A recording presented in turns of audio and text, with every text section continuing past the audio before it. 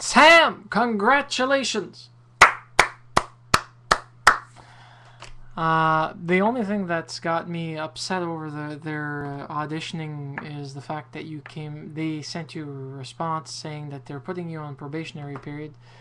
I just hope that they do that to a lot more students than they let people believe, because I don't know. It's just that I wouldn't have actually thought about your abilities to grow. I would have actually known that you would have been able to grow. I know your age. I know what you're capable of. I know how many years you have in front of you. I mean, for God's sakes. Is it because they think that you're a social reject that does absolutely nothing with his life? Quite to the contrary, you do much more than nothing. You do many things. All of them quite entertaining to boot, but that's me.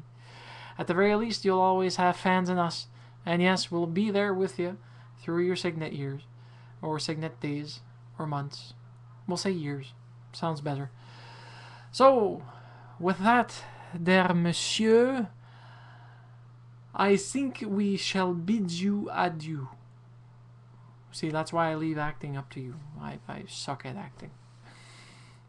Anyways, have a nice one.